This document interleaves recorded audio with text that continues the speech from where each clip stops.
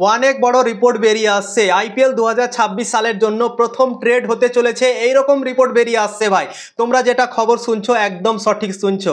IPL 2026 সালের জন্য প্রথম ট্রেড সম্ভব হতে পারে, শুধুমাত্র ঘোষণা করা বাকি, এইরকম রিপোর্ট বেরিয়ে এসছে।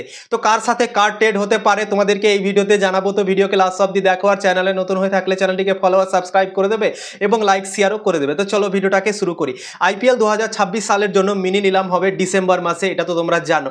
15 নভেম্বর আছে লাস্ট ডেট। আইপিএল এর দলগুলো কোন প্লেয়ারকে ছাড়বে কোন প্লেয়ারকে রাখবে 15 নভেম্বরের লাস্ট ডেট আছে, এবং 1 নভেম্বর আজকে অলরেডি হয়ে গিয়েছে। মানে যে নভেম্বর মাসেই আমরা সব কিছু জানতে পেরে যাব, সেই নভেম্বর মাসটা চলে এসেছে এবং আর মাত্র 14 দিন বাকি আছে। 14 দিন পার হয়ে গেলেই আমরা সব কিছু জানতে পেরে যাব, কোন প্লেয়ারকে রিটেন করছে কোন প্লেয়ারকে ছেড়ে দিচ্ছে, সব কিছু কিন্তু আমরা জানতে পেরে যাব। তো অনেক বড় একটা রিপোর্ট বেরিয়ে আসছে, ট্রেডের রিপোর্ট বেরিয়ে আসছে দিল্লি ক্যাপিটালস আর রাজস্থান রয়্যালসের মধ্যে। কয়েকদিন আগে থেকে খবর চলছিল দিল্লি ক্যাপিটালস আর রাজস্থান রয়্যালসের মধ্যে ট্রেড সম্ভব হতে পারে, সঞ্জু স্যামসন আসতে পারে দিল্লি ক্যাপিটালসে, এরকম খবর চলছিল। কিন্তু রাজস্থান রয়্যালস দিল্লি ক্যাপিটালস থেকে কোন প্লেয়ারকে নেবে এটা ভাই বোঝা যাচ্ছিল না, ঠিক আছে।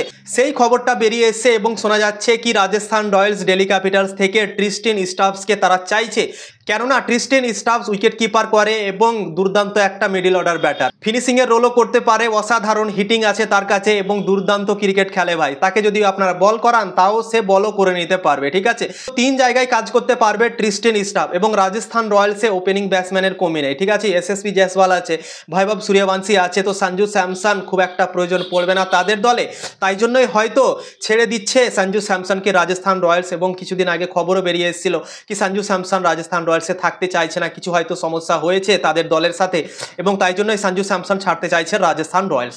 তো সঞ্জু স্যামসন আর ট্রিস্টেন স্টাফসের মধ্যে হতে চলেছে ট্রেড, এইরকম খবর বেরিয়ে এসছে এবং শোনা যাচ্ছে কি সবকিছু নাকি রেডি হয়ে গিয়েছে, শুধুমাত্র ঘোষণা করা এখন বাকি, এরকম রিপোর্ট বেরিয়ে আসছে, ঠিক আছে। তো সঞ্জু স্যামসন চলে যাবে দিল্লিতে এবং তার বদলে রাজস্থান রয়্যালস নেবে দিল্লি ক্যাপিটালস থেকে ট্রিস্টেন স্টাফসকে, যে উইকেট কিপারও করতে পারে।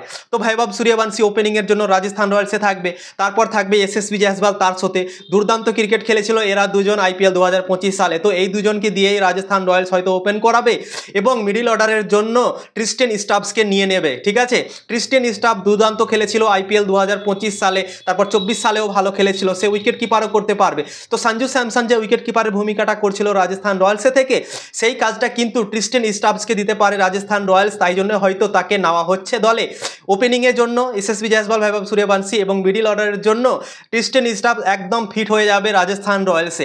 তো তাই জন্য রাজস্থান রয়্যালস এই প্ল্যানটা করে ট্রিস্টেন স্টাফসকে দলে নিচ্ছে সঞ্জু স্যামসনের বদলে।